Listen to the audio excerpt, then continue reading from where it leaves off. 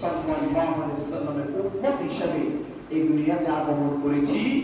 আমরা আল্লাহকে বিশ্বাস করি, নবীর কালিমা পড়ি, আমার জীবন ঈমান করিয়ে নবীর জজবা পাওয়ার জন্য, নবীর সুপারিশ পাওয়ার জন্য এই দুনিয়াতে আমল করে যেতে পারি। মহান আল্লাহ আমাদের সকলকে সেই তৌফিক দান করুন, আমিন। সম্মানিত মুসলিম, আজকে জুমার দিনে কম সময়ের ভিতরে তওবা সম্পর্কে সংক্ষিপ্ত আলোচনা করব। আল্লাহ সুবহানাহু ওয়া তাআলা আমাদেরকে আলোচনা করা, শোনা, আমল করা তৌফিক দান করুন, আমিন। তওবার প্রধান অধিকার হচ্ছে তওবা। এই তওবার কথাটা হচ্ছে বিনয়ী হওয়া, ক্ষমা চাওয়া, ক্ষমা প্রার্থী হওয়া, যেটাকে বলা হয় তওবা। আমরা ক্ষমা চাইব, আমরা একনিষ্ঠভাবে আত্মসমর্পণ করব। এই আত্মসমর্পণ করাটাকেই তওবা বলে। আর তওবাটা হচ্ছে মানুষ এই তওবাটা একজনের কাছে চাইবে, তিনি হচ্ছে আল্লাহ। বলেন না সুবহানাল্লাহ।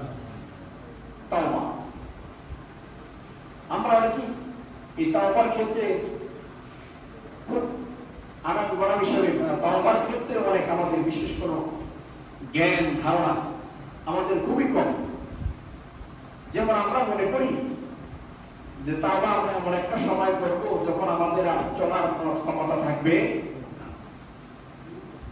আমাদের যে মেন্টালিটির যে ভুল ধারণা, সেই ভুল ধারণার মধ্যে অন্যতম একটি ধারণা হচ্ছে তওবা করব মৃত্যুর আগে।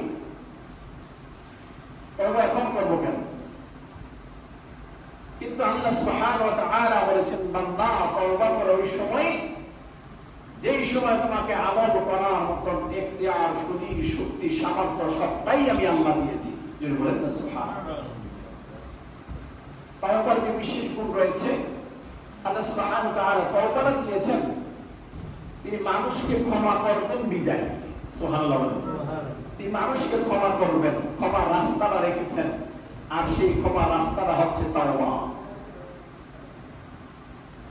আমরা এই দুনিয়ার মধ্যে থেকে যাই কিছু করে দেখার সর্বাবস্থায় আল্লাহ সুবহানাহু ওয়া তাআলা আমাদেরকে যে তওবা রাস্তা দিয়েছেন, আল্লাহ সুবহানাহু ওয়া তাআলা বলেন, তুবু ইলাল্লাহি জামিআন আইয়ুহাল মুমিনুন লাআল্লাকুম তুফলিহুন।